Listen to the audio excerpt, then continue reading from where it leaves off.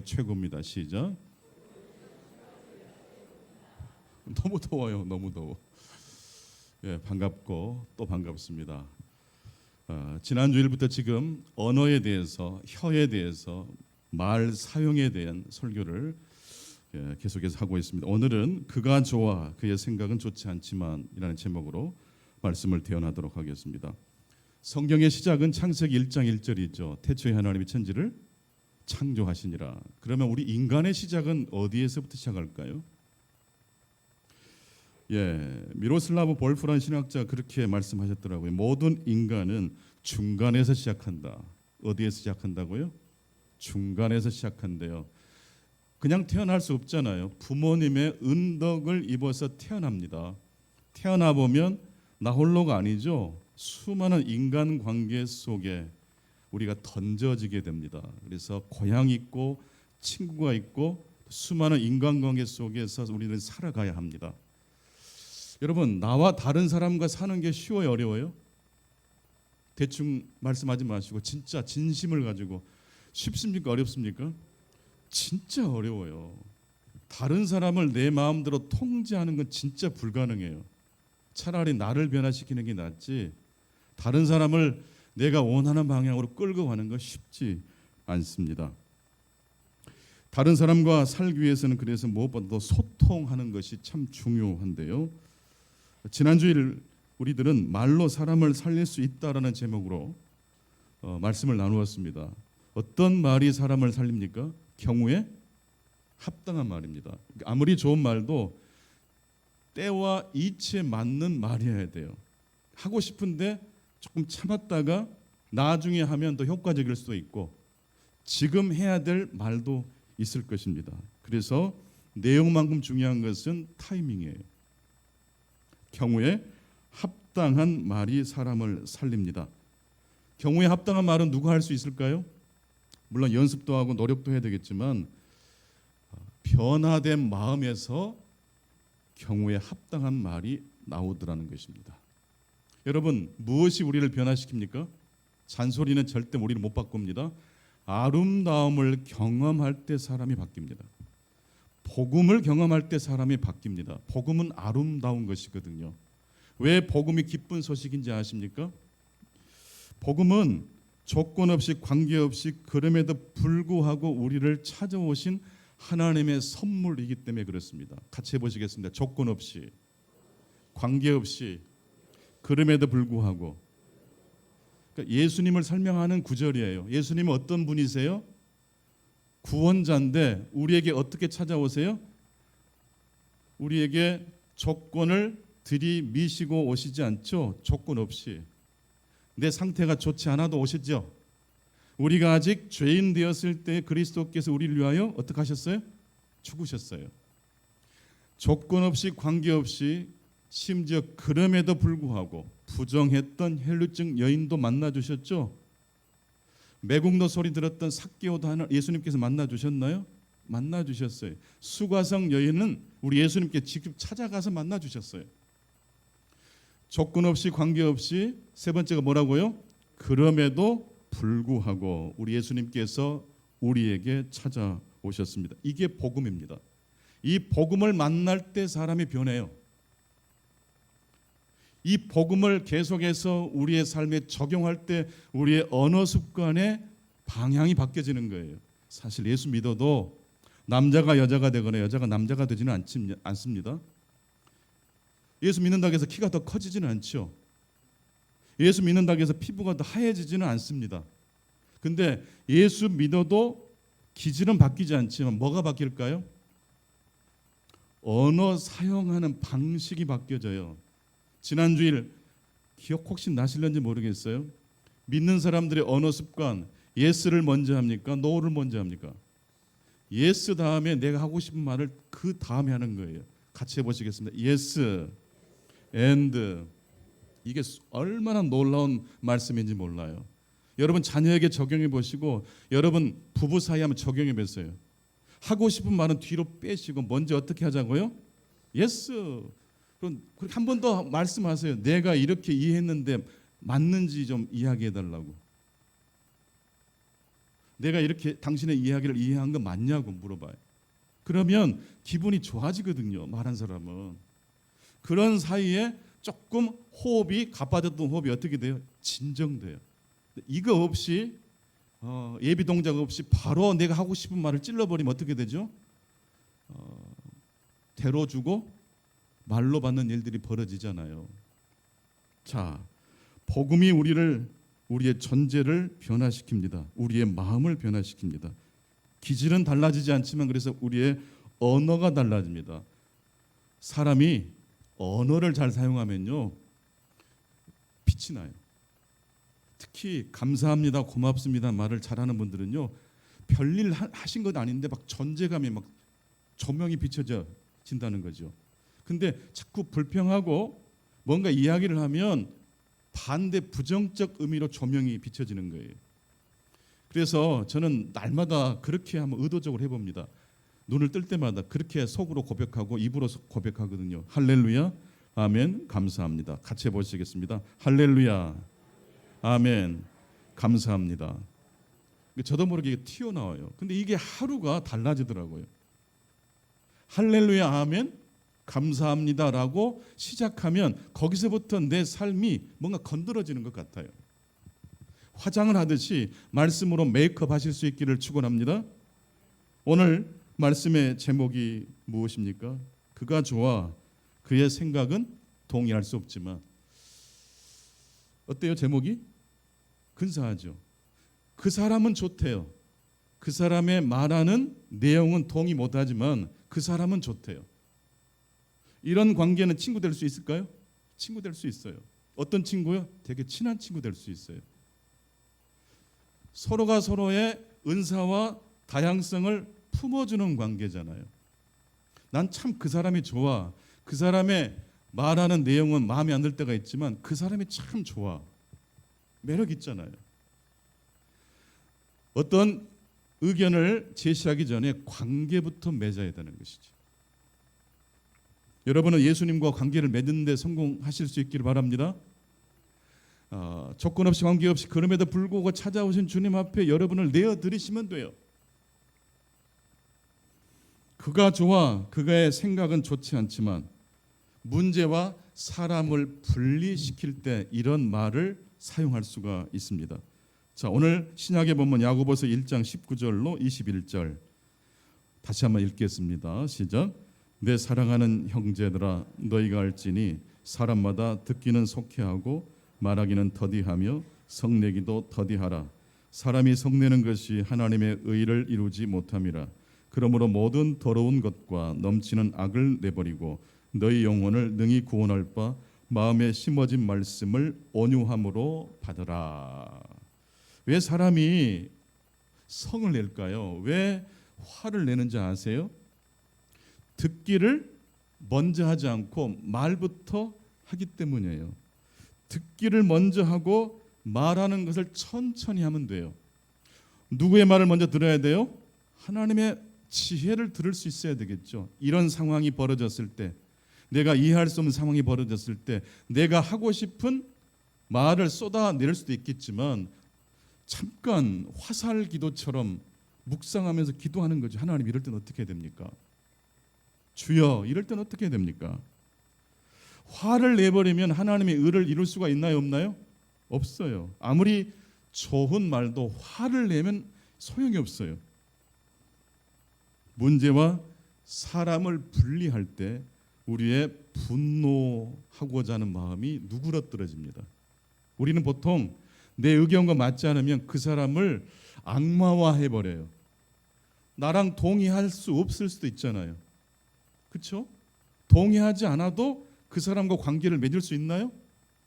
나는 그 사람이 참 좋아. 그 사람의 의견은 찬성할 수 없지만 이럴 때 천국이 될 줄로 믿습니다. 그런데 이게 노력으로 돼요? 자동적으로 돼요? 노력해야 돼요. 문제와 사람을 어떻게 하라고요? 분리시켜야 돼요. 근데 그 사람의 말하는 내용을 그 사람과 혼합해버리면 그 사람의 의견을 비판하다가 그 사람의 존재를 비판하게 돼요. 다시 한번 해보겠습니다. 그가 좋아. 그가 좋아. 그의 생각은 좋지 않지만 우리 그리스도인들이 나와 다른 사람들을 이 세상에서 많이 만납니다. 어떻게 해야 될까요? 첫 번째, 나와 생각이 다른 사람을 만났을 때 성급하게 그 사람을 나쁜 사람으로 꼬리표 붙이지 말아야 합니다. 속단하지 말아야 됩니다. 성급하게 결론을 내리지 말아야 한다는 것입니다.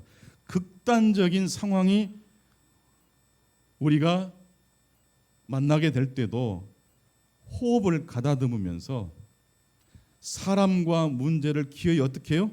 분리시켜야 돼요. 지금 내가 볼 때 저 사람은 미워 보이지만 가정에서도 미울까요? 좋은 남편일 수 있어요. 좋은 아버지일 수 있어요. 직장에서도 그 직장 내에서는 되게 존경받는 사람일 수 있어요. 근데 친구들 모임에서 거친 말이 오갈 수 있어요. 오해가 오갈 수 있어요. 데릴 데이비스라는 유명한 블루스 음악 연주 뮤지션 아티스트의 이야기입니다. 이분은 흑인인데 아주 유명한 아티스트입니다. 그냥 유명한 정도가 아니라 미국에 지금도 KK 단이라는 흑인들을 혐오하고 흑인들을 테러하는 조직이 있어요. 이것은 불법적 단체인데 지금도 있대요. KKK.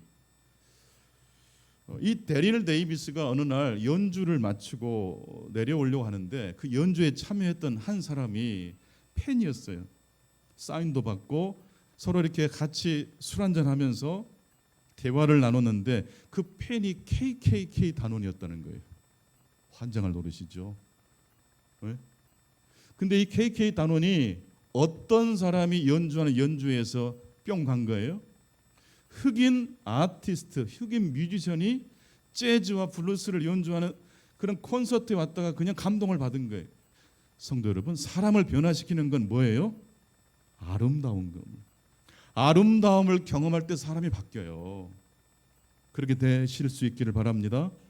내가 내 자신을 설득해도 안 될 때 있잖아요. 근데 감동을 받을 때 사람이 바뀌어요. 그 사람과 이야기를 하다가 KKK 단원이라는 걸 이 데릴이라는 사람이 알게 되고 흥미가 생겼어요.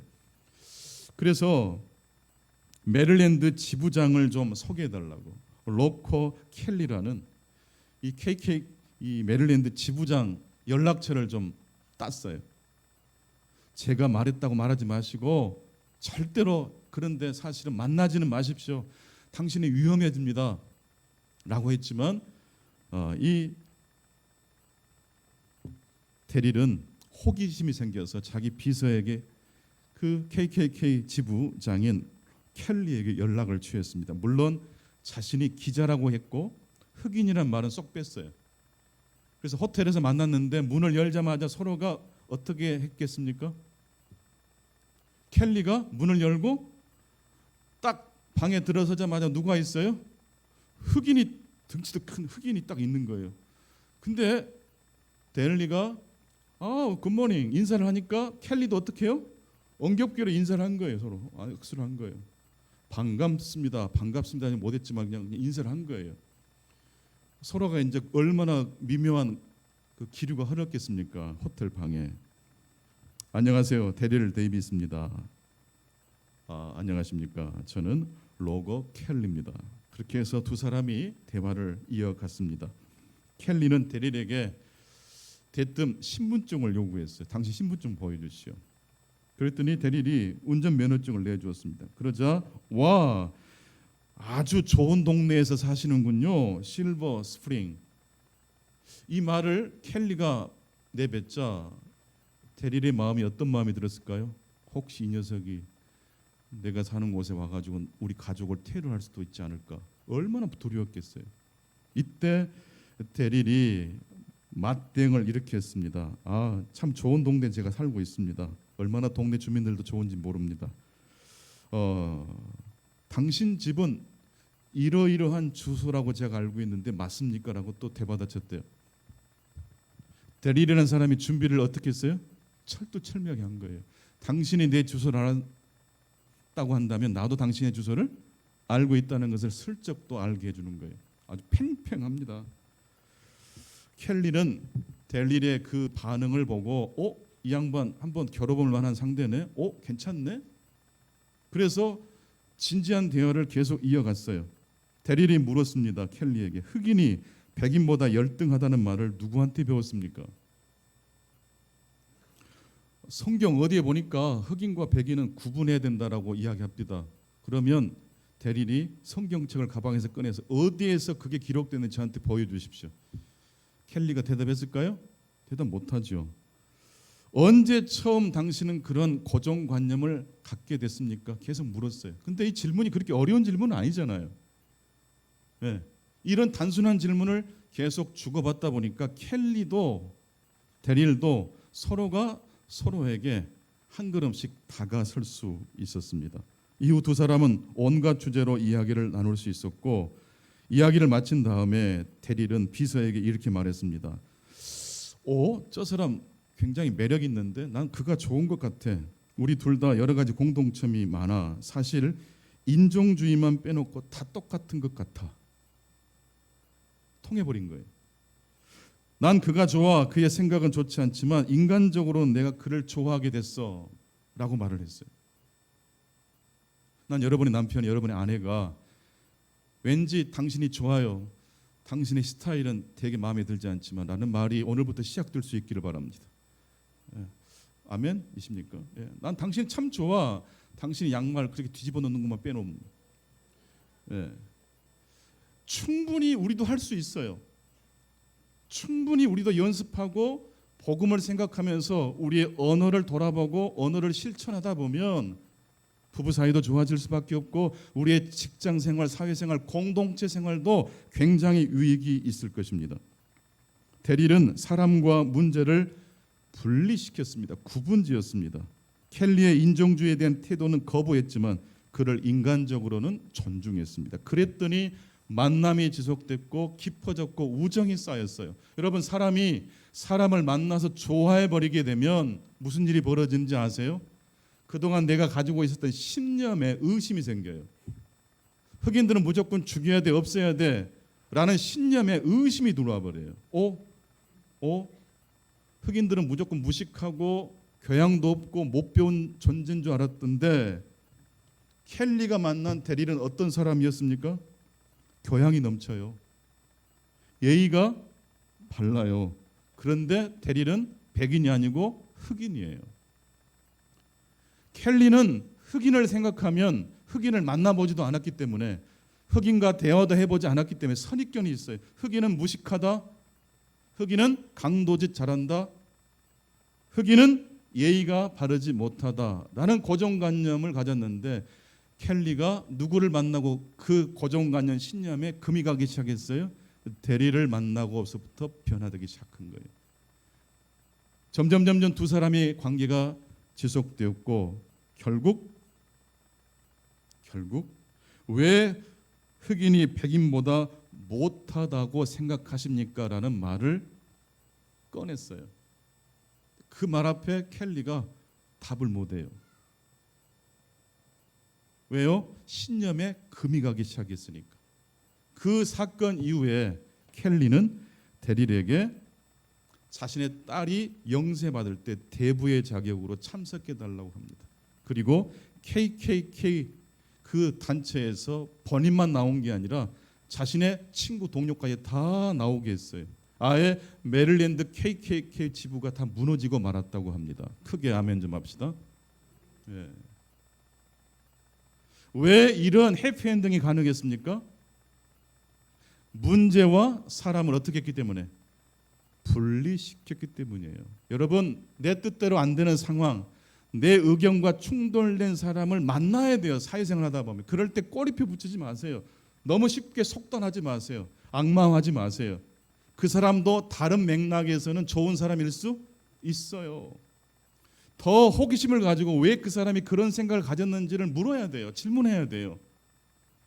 데릴 역시 켈리를 만날 때 얼마나 두려웠겠습니까? 잘못하면 죽을 수도 있잖아요. 근데 왜 백인이, 다 그런 건 아니지만 KKK 단원에 속한 사람들은 왜 흑인을 밑도 끝도 없이 싫어하는지 궁금했어요. 알고 싶었어요. 그들의 신념이 어떻게 형성됐는지를 알고 싶었기 때문에 그 위험을 극복하고 그 사자굴 속으로 들어갈 수 있었던 것입니다. 우리는 살면서 인정주의자처럼 극단적인 혐오자를 만날 가능성은 많이 없습니다만은 우리가 흔하게 만나는 갈등의 상황이 또 한 가지 있습니다.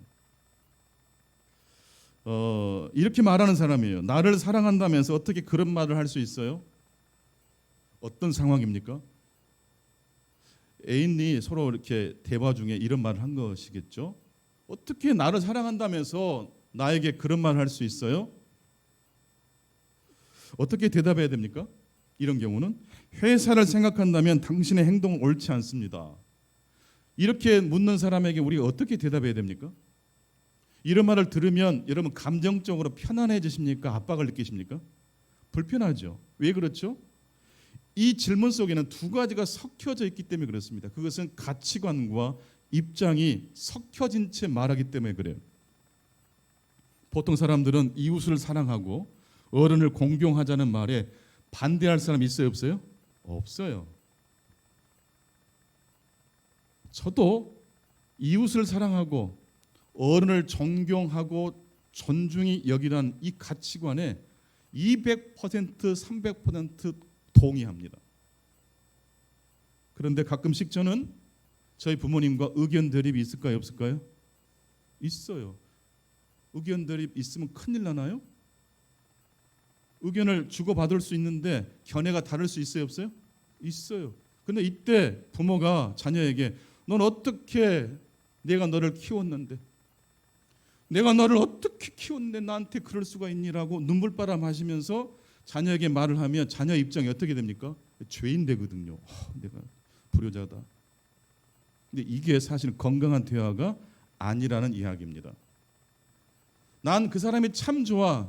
그 사람의 사고방식은 동의할 수 없지만 이런 대화는 사람을 살리게 하지만 내가 너를 어떻게 키웠는데 당신이 나를 사랑한다면 어떻게 나한테 그럴 수 있어요? 여러분 이런 관계는요 쉽게 말씀드리자면 깊어질 가능성이 없어요. 이 상황이 지금 위기를 모면한다고 할지라도 언젠가 다시 이 관계는 어때요? 터질 거예요. 나를 사랑하면서 어떻게 그런 말을 할 수 있습니까? 라고 말했을 때 우리가 어떻게 대답할 수 있죠? 네, 그 말은 참 중요합니다.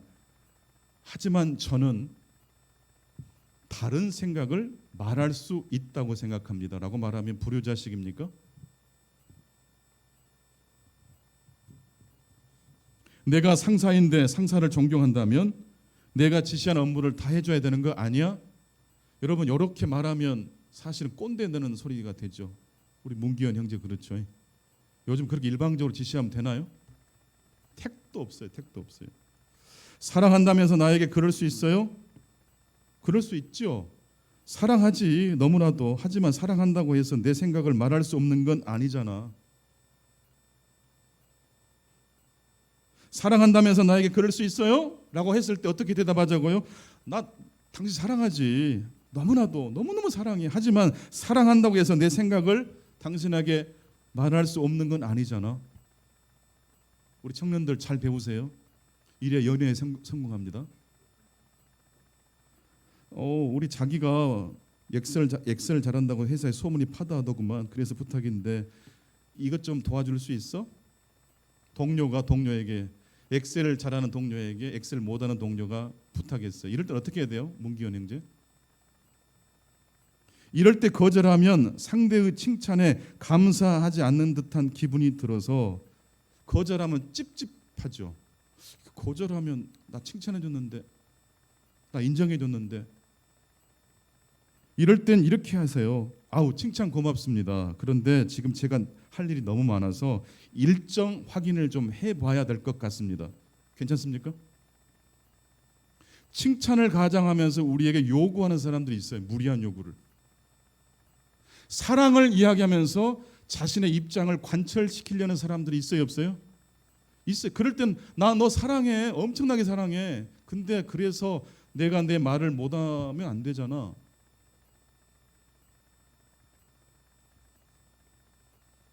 이걸 지지하다니 장기적인 악목이 없는 거군요 라고 말하는 사람에게 우리는 감정적 정서적 압박을 느낍니다. 그런 사람들 속에 우리들이 살아가다 보니까 헷갈려요. 어떻게 해야 될지. 이럴 때는 정서적 압박에 우리가 휘둘리지 않으려면 어떻게 해야 될까요? 가치관과 입장을 분리해서 판단하실 수 있기를 바랍니다. 같이 해보시겠어요? 가치관과 입장을 분리하자. 네. 그래서 이제 애들이 커서 말을 따박따박 이제 반항할 때가 있잖아요. 그럴 때 내가 너를 어떻게 키웠는데 라고 말하면 안 돼요. 내가 너 사랑하는 거 알지? 엄마 알아. 그래도 네가 당당하게 말할 수 있으니까 진짜 네가 큰 것 같아. 엄마가 너 사랑하지만 너의 의견을 분명하게 말할 수 있어 굉장히 좋은데? 라고 말하면 얼마나 관계가 깊어지고 성숙해지겠습니까? 두 번째 이 아침 생각해 볼 하나님의 메시지입니다. 그것은 그리스도인은 가치관과 입장을 분리해서 말할 수 있어야 한다는 것입니다. 제가 좋아하는 영화 배우 중에 미나리라는 영화에 나오셨던 윤여정 배우를 참 제가 좋아하는데요. 저는 그분이 하는 말이 참 재밌어요.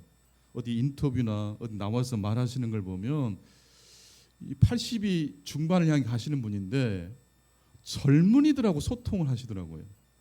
젊은이들이 굉장히 좋아해요. 그 비밀이 뭔지를 제가 뚫어지게 쳐다봤어요. 이분 역시 가치관과 입장을 어떻게 할까요? 분리시켜서 말하시더라고요. 아들이 둘인데 둘 중에 한 아들이 결혼을 했어요. 근데 결혼을 했는데 며느리가 마음에 들었을까요? 안 들었을까요? 많이 안 드셨나 봐요.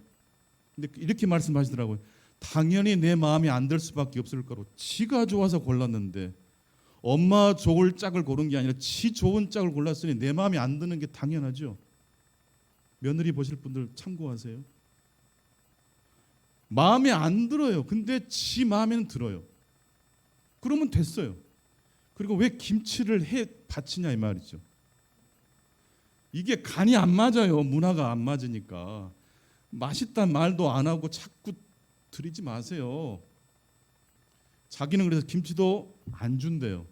그리고 1년에 몇 번 안 만난대요. 만나면 복잡하대요. 웬만하면 안 만난대요. 그리고 웬만하면 전화 안 한대요. 그래서 진짜 소통이 단절됐을까요? 기어이 소통이 되죠. 오히려 더 잘 되죠. 더 한 번이라도 자녀들이 찾아뵈려고 노력하죠. 근데 헤어질 때는 쿨해요. 만날 때도 쿨해요. 어머니, 저 어머니 좋은데요. 어머니 스타일은 되게 구려요 라고 말할 수 있는 며느리와 시어머니 관계 어때요? 되게 근사하잖아요. 저는 어머니가 좋은데요. 어머니 의견에 동의할 수는 없어요. 이렇게 말을 주고받을 수 있는 관계는요. 다시 만나고 싶겠죠. 그렇게 되실 수 있기를 축원합니다. 에베소서 6장 1절로 3절 보십시오. 자녀들아 주 안에서 너희 부모에게 순종하라. 이것이 옳으니라. 내 아버지 어머니를 공경하라. 이것은 약속이 있는 첫 계명이니 이로써 네가 잘되고 땅에서 장수하게 될 것이다. 이 말씀은 부모에게 하신 말씀이에요? 자녀에게 주신 말씀이에요? 이 말씀을 근데 부모들이 잘 사용합니까? 자녀들이 잘 인용합니까? 부모들이. 그러니까 사용법이 틀렸어요. 이 말씀은 자녀들이 묵상하는 거예요. 부모들에게 주신 말씀은 4절이에요. 또 아비들아 너희 자녀를 노엽게 하지 말고 오직 주의 교훈과 훈계로 뭐하라? 자녀를 노엽게 하지 말래요. 자녀들이 읽을 말씀, 부모들이 읽을 말씀이 구분되어 있어요. 이 구분을 못하니까 헷갈리는 거예요. 그래서 전쟁이 벌어질 수 있어요. 가치관과 입장을 섞어서 말할 때 혼돈이 일어납니다. 내가 너를 얼마나 아꼈는데, 내가 얼마나 너를 사랑하는데 나한테 이럴 수 있어? 어떻게 나한테 그런 말 할 수 있어? 그런 말 할 수 있어요. 사랑해도 자기 입장은 다를 수 있어요, 없어요? 있다는 거니까요. 가치관과 입장을 섞어서 말하지 마시고 가치관과 입장을 분리해서 말씀하실 수 있길 바랍니다. 그러면 하나님 나라가 임할 줄로 믿습니다. 말 한마디 때문에 천국을 경험할 수도 있고 말 한마디 때문에 불통을 경험할 수도 있습니다. 성급하게 결론을 내리지 말고 먼저 들으라라는 말씀을 오늘 야고보 사도가 말씀하고 있습니다. 뭘 들어야 될까요? 사람과 문제를 분리시키는 하나님의 지혜를 들으실 수 있기 바랍니다. 가치관과 입장을 섞지 말고 분리시켜서 말할 수 있는 우리 모든 성도님들 되실 수 있기를 축원합니다. 그럴 때 여러분의 가정이 직장 생활이 천국이 될 줄로 믿습니다. 하나님의 축복이 함께 하시기를 축원합니다. 하나님 아버지 감사합니다. 무더운 여름이지만 시원한 하나님의 은혜의 담비가 우리 모든 심령 가운데 임하기를 간구합니다. 그동안 내가 추구했던 신념이 하나님의 말씀으로 어긋날 수 있게 하시고 내가 그동안 잘못 판단했고 생각했던 지점이 있다면 새롭게 다시 거듭날 수 있는 이 시간 되게 해 주옵소서. 말 한마디 때문에 소통이 일어나고 천국이 경험될 수 있는 우리 한 주간의 언어 생활이 되게 해 주옵소서.